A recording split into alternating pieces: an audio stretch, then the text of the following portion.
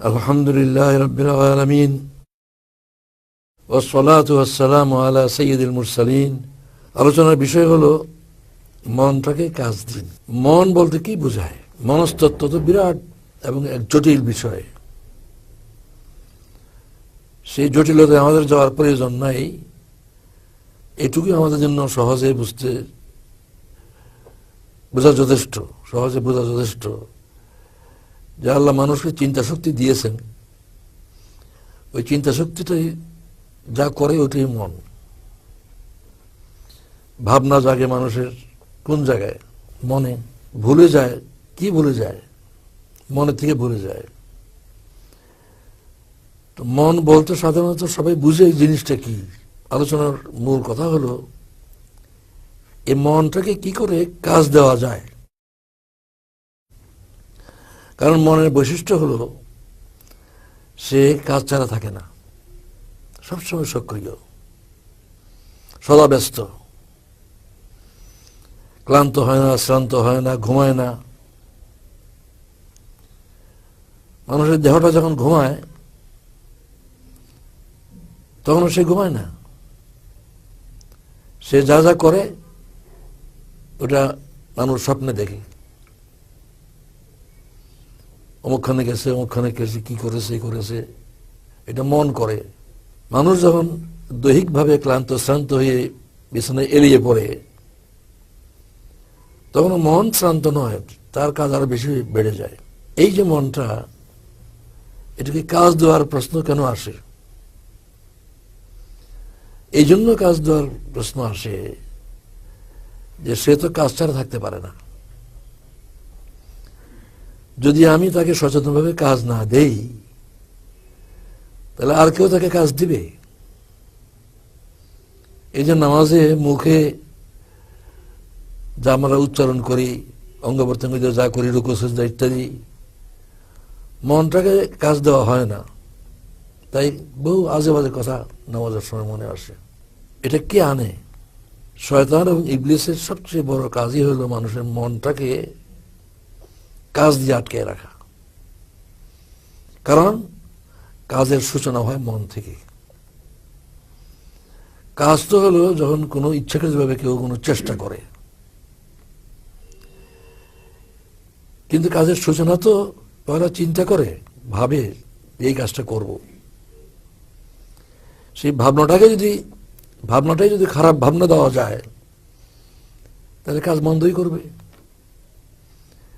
তাই শয়তান সবসময় ব্যস্ত থাকে মানুষের মনটাকে কাজ দিতে, এবং সে নিশ্চয়ই ভালো কাজ দেয় না মনটাকে।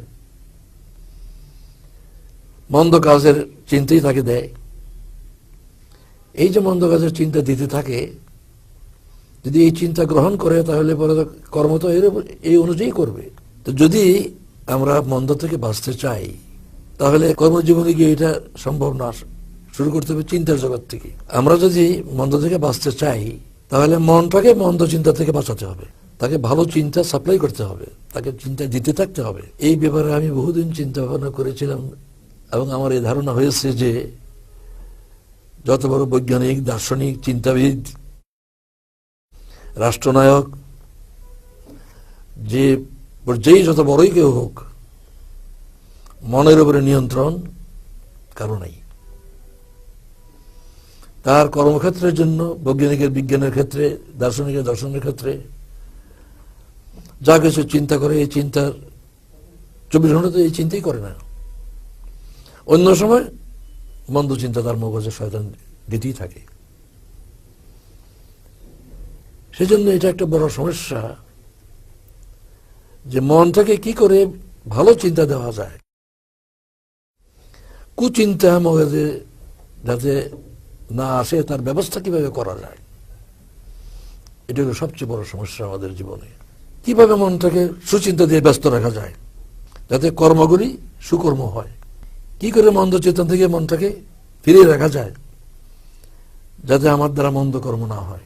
আমরা লক্ষ্য করি যে আল্লাহর রসুলগণ ছাড়া, রসুলগণ আল্লাহ থেকে যে বিধান এনেছেন এই ব্যাপারে, এছাড়া যারা নাকি ধর্ম চিন্তা করে, সকল ধর্মনেতাই এই কথা মনে করে সকল ধর্মের নেতারাই তাদের জীবন থেকে বোঝা যায় তারা এটা মনে করে যে দুনিয়ার কাজকর্মে লিপ্ত থাকবো এরপরে মনটাকে পিওর রাখবো, এটা সম্ভব না। তাই বৈরাগী হয়ে যাওয়া ছাড়া, সংসার দুনিয়ার এই ঝামেলা এগুলি সব বাদ দেওয়া ছাড়া ধর্মনেতা হয়ে থাকা সম্ভব নয়। এজন্য সব ধর্মনেতা বিয়ে না করা, পরিবার পরিজন ঝামেলায় না যাওয়া, তাদের হিসাব হলো যে বিয়ে করে নারীর সঙ্গের যে মজা সে ভোগ করেছে, যে ভোগ করছে, সে নারী দেখলেই তার সে ভোগের ধারণা আসবে, তাকে দেখতে চাইবে, তাকে চোখ থেকে তাকে ফেরানো সম্ভব হবে না।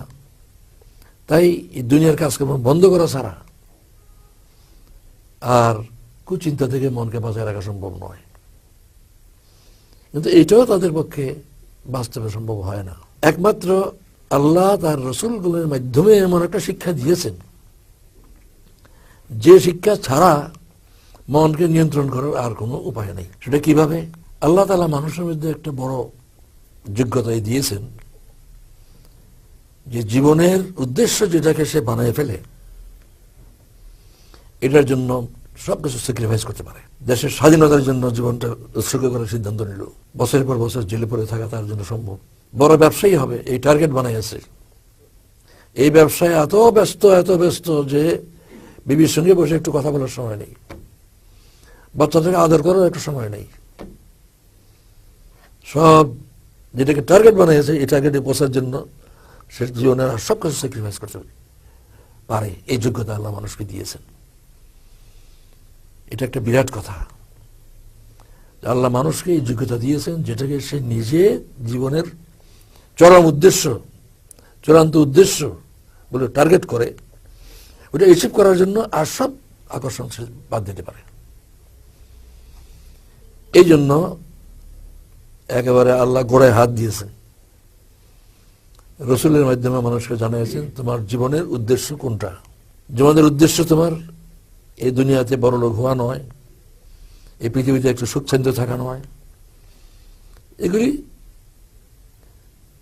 উপকরণ মাত্র, এগুলি আসল উদ্দেশ্য নয়।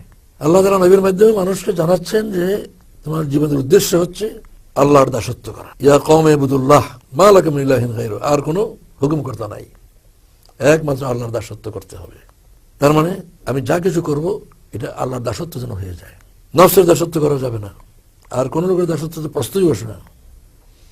নিজের মনের দাসত্ব করা যাবে না, দাসত্ব করতে হবে শুধু আল্লাহর। এই যে টার্গেটটা আল্লাহ দিলেন রসুলের মাধ্যমে, যদি এই টার্গেটটা কেউ জীবনে গ্রহণ করতে সক্ষম হয়, তাহলে সে মনটাকে সবসময় কাজ দিতে পারবে, তাকে সে কাজ দিয়ে ব্যস্ত রাখতে পারবে। এরপরও শয়তান চেষ্টা করতে থাকবে, কারণ যে যত বড় মোমনী হোক, যত যোগ্য মোমনী হোক, তার কাছে তার চেয়ে বেশি যোগ্য শয়তানই আসবে। অর্ডিনারি শয়তান তাদের কাছে আসবে না। বারানগরের মৌলানা তাজুল ইসলাম সাহেব বলছিলেন ছাত্রদেরকে যে তোমরা যখন আলেম পাশ করো তখন ফাজিল পাশের কমে শয়তান আসবে না তোমার কাছে। তোমাকে বুঝাবার মতো যোগ্যতা, তোমাকে পথভ্রষ্ট করার মতো যোগ্যতা যারা আছে, তোমাকে বুঝে তোমার চিন্তা থেকে সরাবার মতো ক্ষমতা আছে, এরকম শয়তানই আসবে। তাই শয়তানের সঙ্গে এই যুদ্ধ তো স্থায়ী যুদ্ধ, কিন্তু যতটুকুই মনকে কাজ দিয়ে ব্যস্ত রাখা যায়